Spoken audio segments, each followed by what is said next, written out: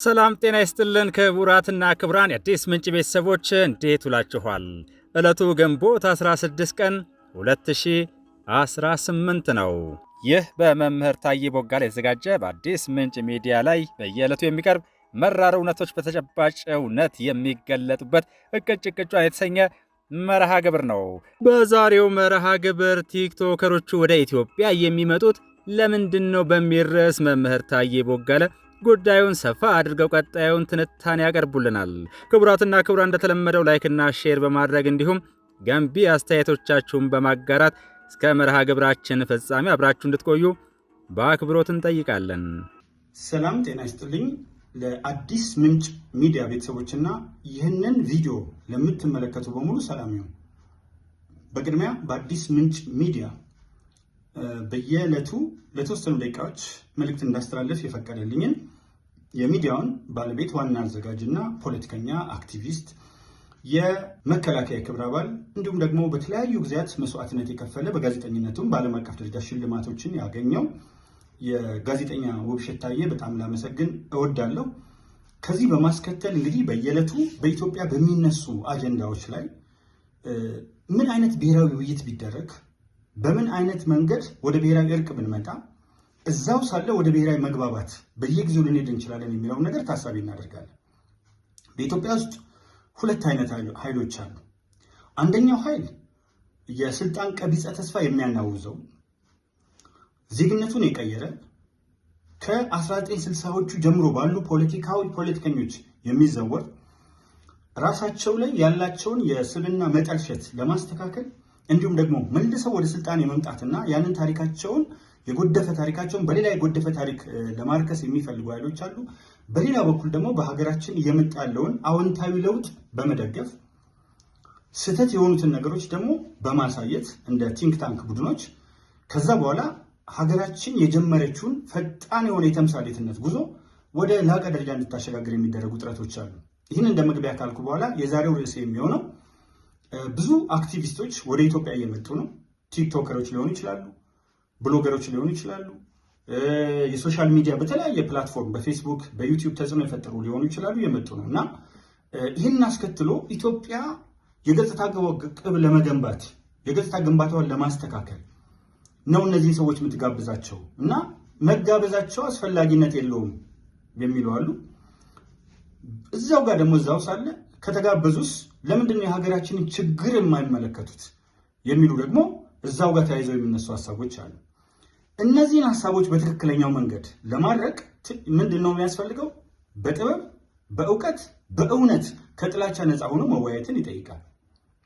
በቅድሚያ ኢትዮጵያ የሚመጡት ሰዎች ምን አይነት ነበሩ ብለን እንመልከት።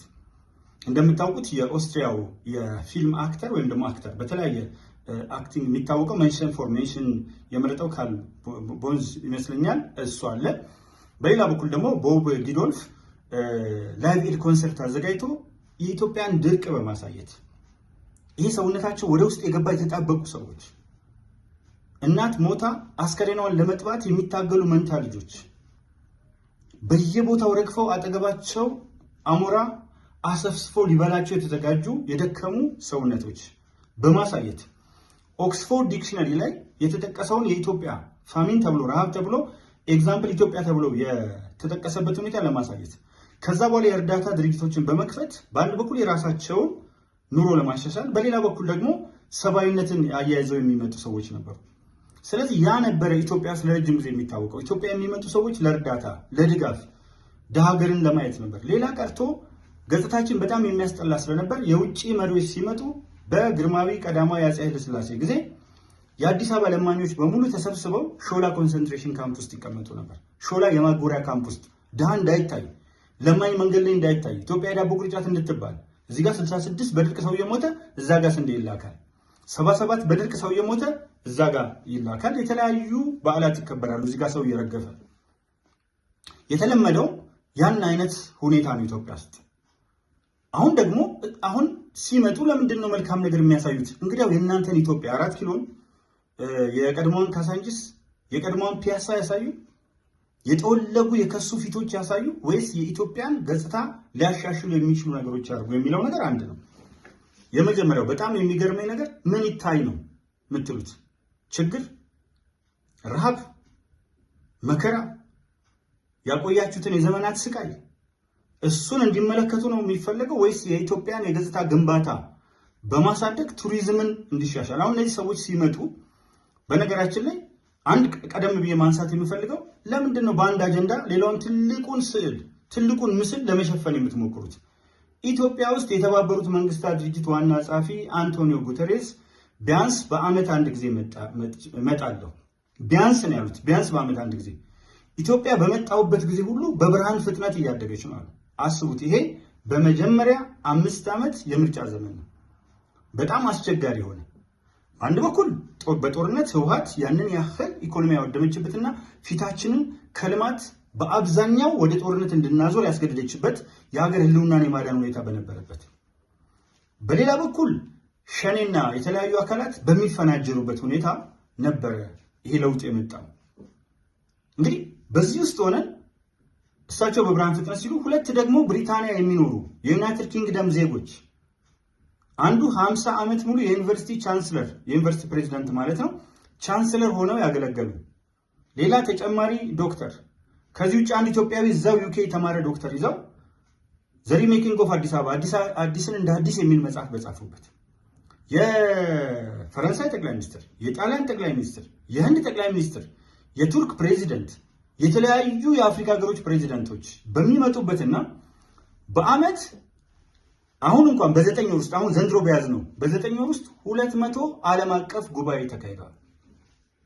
አሁን 50 የሚሆኑ ደግሞ ቡክ ተደርገዋል። አመቱ እስኪያልቅ ድረስ 50 ደግሞ ጉባኤዎች ይካሄዳሉ። በሚቀጥለው አመት ብቻ በአንዷ ጉባኤ እንግዲህ ተመልከቱ፣ 200 ጉባኤ ነው ዘንድሮ የሚሆነው ማነው 250። በአንዷ ጉባኤ ብቻ 80,000 ሰው ይመጣል ወደ ኢትዮጵያ። ሲኦፒ 32ን ለመሳተፍ 80,000 ሰው ይመጣል። ስለዚህ ኢትዮጵያ ውስጥ የሚመጡት አይሾው ስፒድ ዴላም ፔጅ ወዘተርፈ እንደሆኑ አድርጎ ለማሳየት የምትደረገው የፖለቲካ ሸር እዚሁ ጋር ድምጥማጥ አባቷን ትበላለች። ምክንያቱም ወደ ኢትዮጵያ እየመጡ ያሉት ከዓለም እየጎረፉ ያሉት በርካታ ድንቅና ታዋቂ የዓለም መሪዎች ስለሆኑ፣ የአፍሪካ መሪዎች ስለሆኑ፣ የገልፍ ሀገር መሪዎች ስለሆኑ፣ ከተለያዩ ዓለማት ወደዚህ የሚመጡ ስለሆነ አንድ እሱን ያዙ። ሁለተኛ እነዚህ አሁን የሚመጡት የኢትዮጵያ የውጭ ሀገር ተቀምጠው የውጭ ዜጎች ናቸው። ባይዘው ልዩነታችሁ ትውልደ ኢትዮጵያዊ እናንተ መሆናችሁ ነው እንጂ እነ ዴላም ፔጅም እና ሾው ስፒድም እናንተም የውጭ ዜጎች ናቸው። እነሱ ልዩነታችሁ እነሱ ሀገርን ለመንከስ አይመጡም። እናንተ ውጭ ሀገር ተቀምጣችሁ ሀገር ትነክሳላችሁ በተሻሻለ ሀገር። እነሱ ከተሻሻለ ሀገር መጥተው ከተለወጠ ሀገር መጥተው ኢትዮጵያን ገጽታ ለዓለም ያስተዋውቃሉ። እናንተ ደግሞ የተወለዳችሁበትን ሀገር የናጡት ትነክሳላችሁ። ይሄ ነው ልዩነታችሁ። ተጽዕኖ በመፍጠር ደረጃ የእናንተ ተጽዕኖ በሰፈር የተገደበ ነው። በኢትዮጵያ እንኳን አይደለም። እያንዳንዳችሁ በመጣችሁበት ሰፈር የተገደበና አንዳንዱ ደግሞ የሚያጎበግበው የሚያጨበጭብላችሁ የሚያሽቃብጥላችሁ የሚፈልጋትን የራሱን የሆነ ነገር እገነባለሁ በሚል ነው። አብዛኛው ግን መንጋ ነው። ስለዚህ ሁለታችሁ መካከል መሰረታዊ ልዩነት አለ እና አሁን ላይቭ ኤድ ኮንሰርት ለኢትዮጵያ ተዘጋጅቶ ቦብ ጊዶልፍ መጥቶ እንዳደረገው ዊ አር ዘ ወርልድ ብሎ ላይቭ ኤድ ኮንሰርት አዘጋጅቶ የኢትዮጵያን በጣም የተበላሸ ገጽታ አሳይቶ ረሃቡን ችጋሩን እሱ እንድናይ ነው። እናንተ እኮ በደርግ ጊዜ ቅድም ኃይለ ሥላሴን አንስቻለሁ። በደርግ ጊዜና በህወሓት ጊዜ ደግሞ የ4 ኪሎ ሰፈሮች ሁላችሁም ትታዘቡኛላችሁ በቆርቆሮ ይታሸጋሉ እንዳይታዩ። በደንብ ከጫፍ እስከ ጫፍ በቆርቆሮ ይታሸጉና ይደበቃሉ። ዛሬ የሚደበቅ ገመና ሳይሆን የሚታይ እውነት ነው ያለ። የሚታይ እውነት ለምሳሌ አሁን አክቲቪስቶቹ ስትመለከቷቸው አንድ ጥያቄ ጠይቀው ሞገስ የሚባል ጋዜጠኛ በጣም ነው ማደንቀው። ጀዋር መሐመድን ብዙ ጊዜ ጠይቀዋል። አክቹአሊ በጥያቄዎቹ ላይ በበቂ ሁኔታ ተዘጋጅቶ ነው። ግን ተዘጋጅቶ ጀዋር መሐመድ የመለሳቸው መልሶች እና ጀዋርን ሳነሳ ሌሎቹንም ላነሳላችሁ እችላለሁ። ጀዋር መሐመድን ጠይቀው ምን ብሎ ነው የጠይቀው? ለአዲስ አበባ ሕዝብ ምን መደረግ ነበረበት? ለአዲስ አበባ ከተማ ነዋሪ ምን መደረግ አለበት ትላለህ አለው። ጀዋር የሰጠው መልስ መደመር ነው። በቀጥታ ብልጽግና እየሰራ ያለውን ነው ለጋዜጠኛው የመልስለት የነበረውና እየሳኩ ነበር የምመለከተው። ጀዋር እንዴት ነው በተዘዋሪ ከብልጽግና ጋር ፈርሞ ስምምነት አድርጓል እንዴ እስከምል ድረስ ያው የሚጽፈው አስከሬን ምናምን እንዳለው ሆኖ ፖለቲካ ሲተነትን ግን መጥቶ ብልጽግና ሆነ ቁጭ ይላል። ለዚህ ከተማ ህዝብ የመጀመሪያ የሚያስፈልገው ነገር መንገድ ነው አለ። መንገዶች በጣም ያስፈልጉታል ምናምን አለ። እንግዲህ በአዲስ አበባ ታሪክ ውስጥ ዓለም አቀፍ ስታንዳርድን የጠበቁ በርካታ የአውሮፓና የአሜሪካ፣ የካናዳ፣ የአውስትራሊያ ከተሞችን የሚያስንቁ መንገዶች እየተሰሩ ናቸው። ስለዚህ በኮንስትራክሽን ስራ ብልጽግና ሊያማው የሚችል የለም። ከአምስቱ ፒላሮች ትልቅ የሆኑ አዕማዶች የብልጽግናውን ለማሳለጥ የሚያግዙ ብሎ ከያዛቸው ነገሮች አንዱ ኮንስትራክሽን ነው። ኮንስትራክሽን ላይ ደግሞ የሚገርሙ መንገዶች ሰርተዋል። የፍጥነት መንገዶች፣ የተለያዩ አይነት ጎዳናዎች ምናምን አስተካክሏል። አንዱ እሱ ነው አለ። ሁለተኛው መብራት፣ ኤሌክትሪክ ያስፈልጋል። አንድ ከተማ ውሃ ያስፈልጋል አለ። በጣም ጥሩ። ኤሌክትሪክማ ጨለማ የነበረች ከተማ ቦገገገግ አድርጎ 580 ሺህ ቤት ሰርቶ ለ580 ሺህ መብራት አምጥቶ ከበፊቱ መቆራረጥ በብዙ እጥፍ አሻሽሎ መብራት ለግንባታ ካልሆነ በስተቀር እየተዘረጋ ምናምን ካልሆነ በስተቀር የማይጠፋበት ሁኔታ፣ እንደውም የተለያዩ ኢንዱስትሪዎች፣ የተለያዩ ሞሎች፣ የተለያዩ ፓርኪንጎች፣ የተለያዩ ካሜራዎች ለነዚህ የሚያግዙ ከፍተኛ ግብዓቶች አዘጋጅተው ከተማዋማ በመብራት ከጨለማነት ወደ ብርሃንነት የተቀየረችው አሁን። ስለዚህ ጃዋር መሆን አለበት ብሎ የሚያነሳው ነገር ሌሎችም የሚከራከሩትን ጃዋርን የማነሳው ትንሽ ከነሱ ውስጥ ተጽዕኖ ትንሽ እንደነ አይሾ ስፒድ ምናምን አለ በሰፈር ነው። እነዛ ዓለም አቀፍ ናቸው፣ ግን እንደው ትንሽዬ እንትን ስለሆነ ሌሎችን የሚያሳይልኛል ብዬ ነው። እና ይሄንን ማድረግ ነው አለ። በጣም ጥሩ። ከዚህ ከብልጽግና በላይ በዚህ ዙሪያ የሰራ መንግስት አይተህ ማወቅ አይደለም፣ ልዩነቱ ግልጽ ነው። ዘ ዲፈረንስ ኢዝ ቪዚብል። በጣም ሰፊ የሆነ ዲፈረንስ አለ። ውሃና መብራት፣ ውሃ በእያንዳንዱ ቦታ አሁን የግል ቆጣሪ ኦልሞስት እያንዳንዱ ኮንዶሚኒየም ላይ እያዳረሱ ነው። የግል መብራት የመብራት ቆጣሪ እሱ ነበር እኔ ራሴ በጣም በግል የሚያበሳጨኝ። አንዱ የፈለገውን እየተጠቀመ ሌላው አብሮ የሚከፍልበት ምክንያት የለም። እያንዳንዱ እንደ ፍጆታ ይክፈል። አሁን ደግሞ ቆጣሪ በስፋት እየሰራ ነው። መንገዶች እየተቀየሩ ነው። ስለዚህ መብራት እንዳይቆራረጥ ውሃ እንግዲህ አስቡ። የኮሪደር ልማት ተብሎ የተተከሉትን ችግኞች ብዛት አይታችኋል። የአረንጓዴ ሳሮችን ብዛት አይታችኋል። አንዳንድ ቦታ የተወሰነ ክፍተት ሊኖር ይችላል። ለዛ ሁሉ ውሃ ይፈሳል። ዝም ብሎ አይጸድቅም። ችግኞች ዝም ብሎ አይጸድቁም። ስለዚህ ችግኞችን አጠጥቶ ለአዳዲስ 580 ሺህ ቤቶች ተዳርሱ የከተማውን ችግር ለመፍታት ብዙ ርቀት እየሄደ ያለ መንግስት ነው። ስለዚህ አሁን በዚህም ማማት አትችሉም። ከዛ በኋላ ደግሞ ቀጠለና የኑሮ ውድነት አለ። መልካም። የኑሮ ውድነትን ለመቅረፍ ማንም መንግስት የዚህን ያህል የሰራ የለም። አንድ ላሳይ። 580 ሺህ ቤቶች ማለት የኑሮ ውድነትን ለመቅረፍ የመጀመሪያው ነገር የመኖሪያ ቤት ነው። ምክንያቱም ሰራተኛው 75% ከደሞዙ እንዲከፍል የሚገድደው ለመኖሪያ ቤት ኪራይ ነው ብል ያጋነንኩ አይመስልም። እንደው አነሰ ቢባል 60% ከደሞዙ ይከፍላል ለመኖሪያ ቤት። ስለዚህ መኖሪያ ቤት አገኘ ማለት መምህራንን ብቻ ብትወስድ የቆጠቡ በሙሉ 6100 መኖሪያ ቤቶች መሰረት ድንጋይ ተጥሏል። የተጣለ ደግሞ በአጭር ጊዜ በተባለው ጊዜ ሳይጠናቀቅ ቀርቶ ያውቃል። በእነ ክብርት ከንቲባ አዳነች አቤቤ በብልጽግና ዘመን በዶክተር አብይ አመራር ዘመን ተጀምሮ የመሰረት ድንጋይ ተጥሎ የሚለቀምበት ዘመን አከተመ። ከህወሓት ጋር ተያይዞ ወደቀ፣ አከተመ እሱ። ስለዚህ አሁን እነዚህ ሰዎች የመኖሪያ ቤት ችግር አንድ፣ ሁለተኛ ነዳጅ ነው። እቃዎችን መሰረታዊ ፍጆታዎችን ወዘተርፈ እንትን የሚለው ከመኖሪያ ቤት ችግር ጎን ነዳጅ ነው። ለነዳጅ በየወሩ 20 ቢሊዮን ብር ይደጉማል። በየወሩ ይህም በአመት ይህም በተለያዩ አመታት አባዙት 20 ቢሊዮን ብር ይደጎማል። ከዛ ውጪ የነዋሪዎችን ችግር ለማቃለል ከአምራቹ ላይ የደላላ ሰንሰለትን በመበጣጠስ ወደ ሸማቹ የሚደርስባቸው ግዙፍ 7 የገበያ ማዕከላትና በየሰፈሩ የሳምንቱ መጨረሻ ገበያዎች ተከፍተዋል። ይሄ ቀላል ነገር አይደለም። ሌላው ሰው የሚለምን ሰው እናንተን እኮ አይደለም የሚለምን ያውቀዋል፣ የቸገረው ያውቀዋል፣ የራበው ያውቀዋል። በረሃብ ነው የኖርነው፣ በረሃብ ነው የምንታወቀው።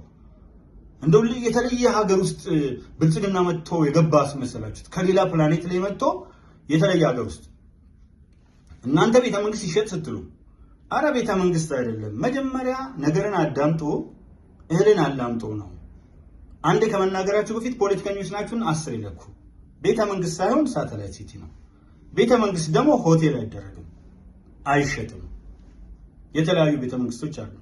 ስለዚህ ይሄ ቤተመንግስት ኢዮቤልዩ ቤተመንግስት በጣም ተውቦ በጣም አምሮ በአጠገቡ ለማለፍ ይፈሩ የነበሩ ሰዎች ዛሬ ገብተው እንዲጎበኙ ተደርጓል። የ4 ኪሎ ቤተመንግስት ቀድሞ ተሰርቶ የወዳጅነት ፓርክ፣ የአንድነት ፓርክ ሰዎች በሚፈልጉት መንገድ ታሪካቸውን እየተመለከቱበት ነው። ከዚህ አንጻር ይሄ መንግስት እያመጣቸው ያሉ መሰረታዊ ለውጦች የሚገርሙ የሚደንቁና የሚያስደምሙ ናቸው።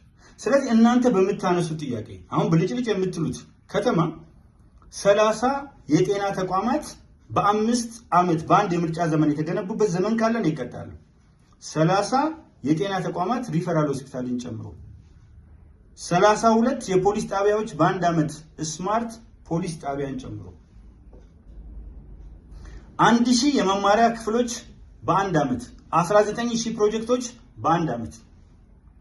ስለዚህ እኛ የምናሳየው ሃይድሮኤሌክትሪክ ፓወር አለ ተጀምሮ የቆመ እንደ መገጭ ግድብ እንደ ጎንደር እንዳለው መገጭ ግድብ እንዳያልቅ ሆኖ የቆመ ሃይድሮኤሌክትሪክ ፓወር ማመንጫችን ትልቁ የኃይል ምንጫችን ቆሞ ነበር።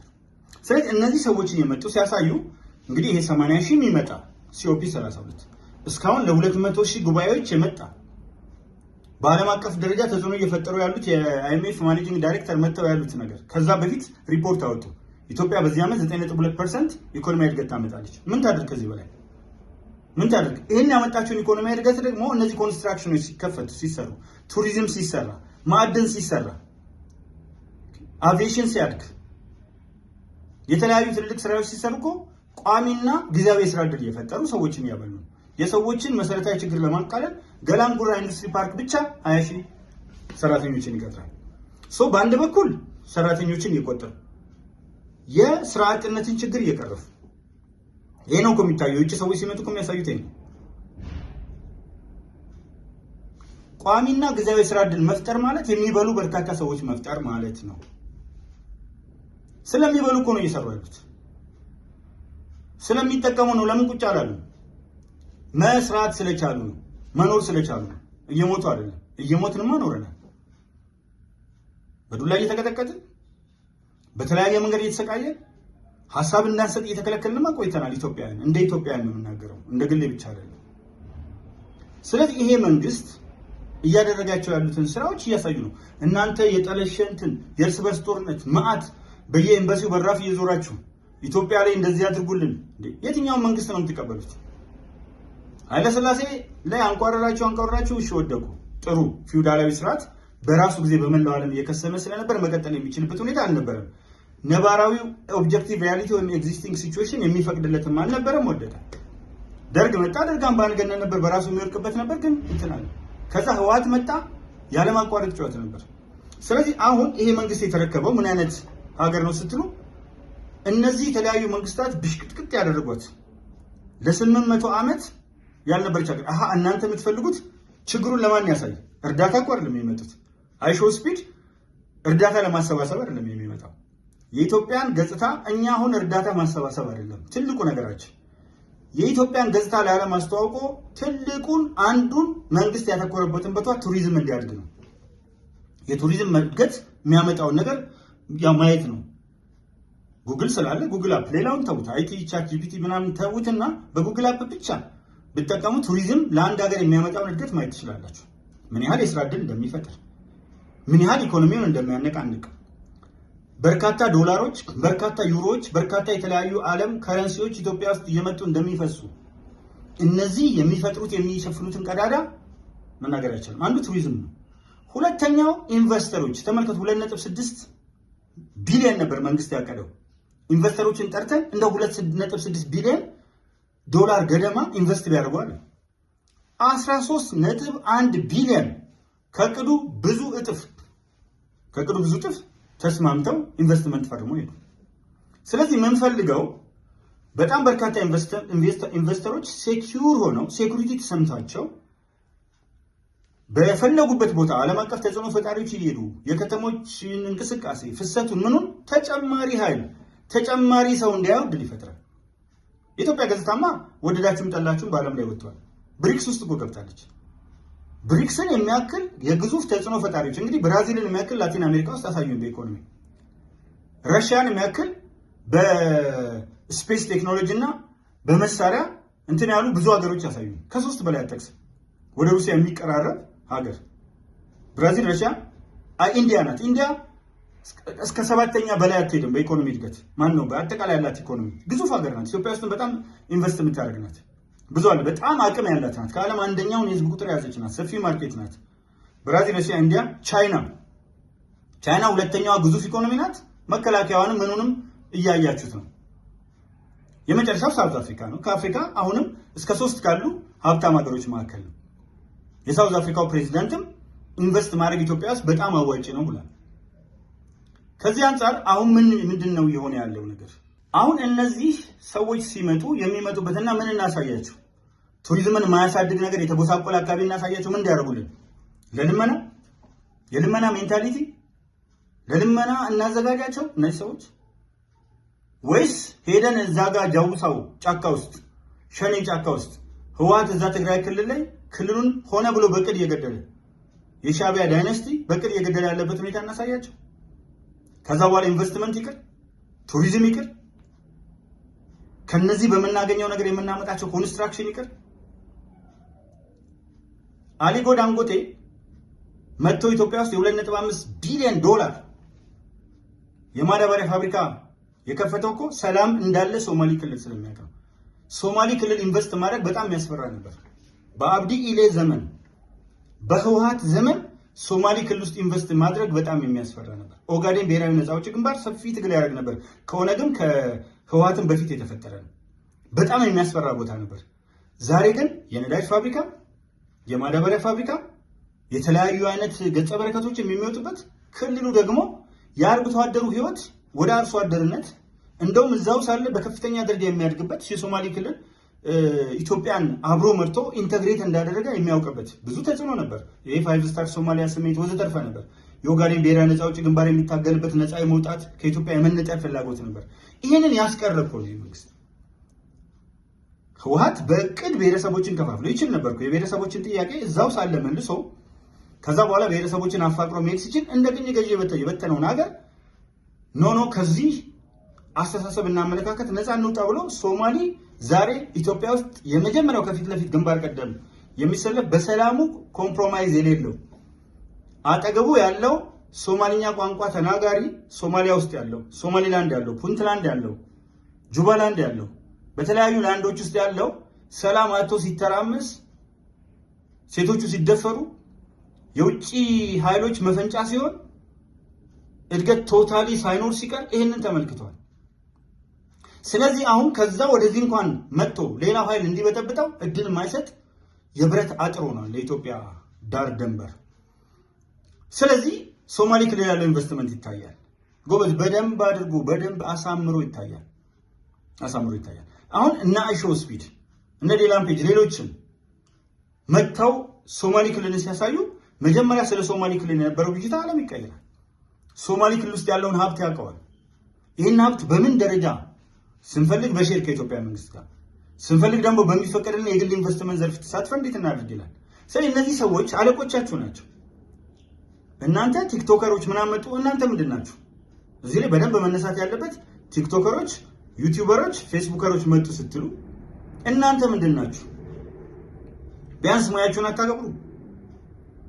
ቢያንስ የራሳችሁን ሙያ አታከብሩም ወይ? ጀዋር ምንድን ነው? ፖለቲካል አክቲቪስት ቲክቶከር እኮ ነው። አክቲቪስትነትን በምንድን ነው የምትሰራው? የተለያዩ መድረኮች ላይ ሪሰርች እያቀረብክ ነው ምናምን አይደለም።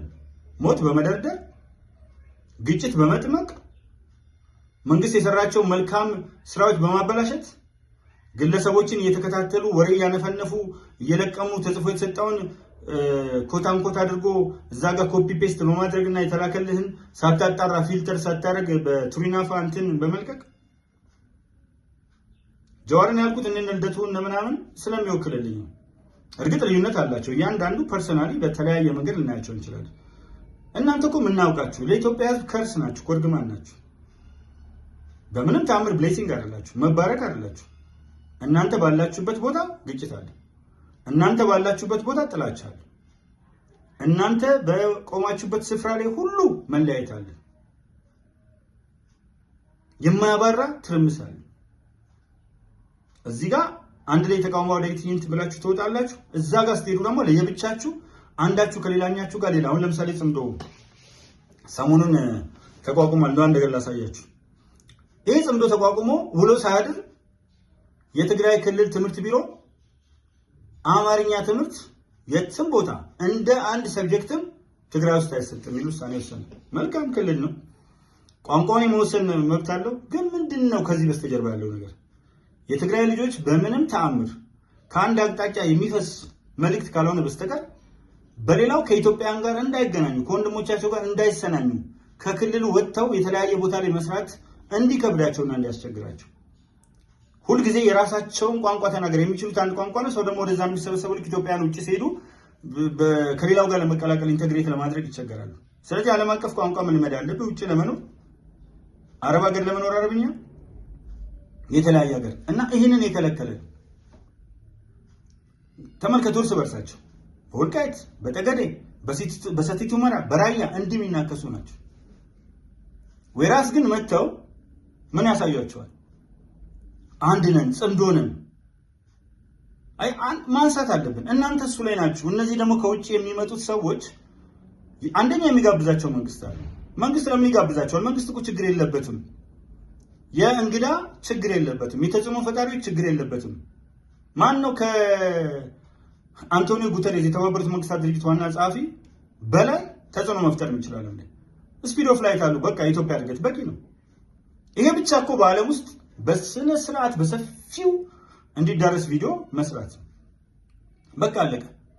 አይኤምኤፍ የሰጠው ሪፖርት በሚገባ በተለያዩ ፔጆች ላይ ተደራሽ ማድረግ ነው። ማናቸው ስማቸው ጠፋኝ በእናታችሁ። የአፍሪካ አሲስታንት ሴክሬታሪ ኦፍ ስቴት ቲቦር ናዥ ይመስሉኛል። ለአፍሪካ አሲስታንት ሴክሬታሪ ኦፍ ስቴት የነበሩ በኢትዮጵያ የአሜሪካ አምባሳደር የነበሩ ቲቦር ናዥ ይመስሉኛል። እሳቸው በግልጽ የተናገሩት ምንድነው? አሜሪካ በጥንቃቄ ማየት ያለብሽ ኢትዮጵያ እያሳየች ያለችው እድገት አስገራሚ ነው። ግራንድ ሊፕ ፎርዋርድ ነው፣ እርምጃ አይደለም። ሰፊ መርታ ነው። እንደ ሩጫም እግር እየረገጡ አይደለም። ከዚህ ወደዛ መፈናጠር ነው። ግራንድ ሊፕ ፎርዋርድ ነው። ስለዚህ በ12 ዓመት ውስጥ ተአምረኛ እድገት የምታሳይ ስለሆነ እና ከሳቸው በላይ ተጽዕኖ ፈጥራችሁና የእናንተ ጩኸት እኮ እዚሁ ጋር ያለውን መንጋ ከማስደሰት ነው። የራሳችሁን የግል ኢጎ ከማርካት የስልጣን ፍላጎታችሁ ቀቢጸ ተስፋችሁን ምንድነው ምን ይወድቅልኛል ብሎ እንደሚከተለው ሰሬ ስትከተሉ የምትሉ ናችሁ እንጂ ከብቶቹን። ከዛ ውጪ ግን አባን ከና የሚላችሁ ሰው እየጠፋ ነው። የሁላችሁም የፖለቲካ ስብና አደባባይ ላይ እየወጣ በተናገራችሁ ቁጥር ዝንጀሮ ከፍ ባልን ቁጥር መቀመጫችን ታየ እንዳለችው እንዳርጋቸው ጽጌ ተክለፍልፎ ገመና ወጥቶ አደባባይ ላይ እንደተዘረከረከለት ናቸው። ስለዚህ ማጠቃለያ ማደርገው ምንድነው? እነዚህ ሰዎች ወደ ኢትዮጵያ የሚመጡት እኛም የምንፈልጋቸው ባለቻቸው ተጽዕኖ ፈጣሪነት በሚሊዮኖች ከናንተ በብዙ እጥፍ ባላቸው ተጽዕኖ ፈጣሪነት የኢትዮጵያን ቱሪዝም እንዲያሳድጉ የቱሪዝም እድገቱ እነሱን ተከትሎ እኮ ካልሄድኩ እያለ ያለቀሱ በርካታ አሜሪካውያን አሉ። እያያችሁ ቪዲዮ እየሰሩ አፍሪካ እንዲያትመስልንም ነበር፣ አፍሪካ ጨለማ ትመስለን ነበር የሚል ነገር ሰርተዋል። እነዚህ መጥተው ለመጎብኘት ይችላል። ሁለተኛ በሁለት የሚሆን 3 ኢንቨስተር ለኛ ይጠቅመናል። አንዱ መጥቶ እኮ 10,000 ሊቀጥር ይችላል። ለ10,000 የስራ ዕድል ሊፈጥር ይችላል። ከስራ ዕድሉ ባለፈ ደግሞ መጀመሪያ ጊዜያዊ ስራ ዕድሎች፣ ከዛ በኋላ ኤክስፖርት የምናደርጋቸው የኤክስፖርት ምርት ላይ ሊጨምርልን ይችላል። እንግዲህ ቻይና ያደገችው እንዴት አድርጋ ነው? ጃፓን ያደገችው እንዴት አድርጋ ነው? ሄጄ ከበደ ሚካኤል ጃፓን እንደምን ሰለጠነች መጽሐፍን አላብራራላችሁ። ቻይና 22 የጃፓንኛ ቋንቋ የሚያስተምሩ ተቋማት ገንብታ እንዴት አድርጋ ከጃፓን ጋር ተሳስራ አደገች የሚለውን ላነሳላችሁ አልፈልግም። ዓለም ፊቱን ወደኛ እያዞረ ነው። ስለዚህ እነሱ ሲመጡ እንቀበላቸዋለን። የሚያሳዩት እናንተ ትታችሁት ያለፋችሁትን ጥቀርሻ አይደለም፣ እሱ እናንተ አሳዩ። ኢትዮጵያ የምታሳየው ያመጣችውን የ5 ዓመታት ብልጽግና በ800 ዓመት ታሪክ ውስጥ ያልታየ በጦርነትና በምቀኛ መካከል ሆኖ በ8 ዓመት ውስጥ የመጣ እድገት ለማሳየት ነው። ስለዚህ ስታወሩ ኢትዮጵያን እንደሚያዳምጧችሁ ሰው እንደሚታዘባችሁም እየተገነዘባችሁ ሚዲያ ላይ ስለቀረባችሁ ብቻ ዝም ብላችሁ አትቦትረቁ። ይህን ፕሮግራም ለተከታተላችሁ ጓደኞቼ፣ የአዲስ ምንጭ ሚዲያ ቤተሰቦችና ለጠቅላላ ለኢትዮጵያ ሕዝብ ሰላም እንመኛለሁ። ፈጣሪ ኢትዮጵያን በሙላት አትረፍርፎ ይባርክ።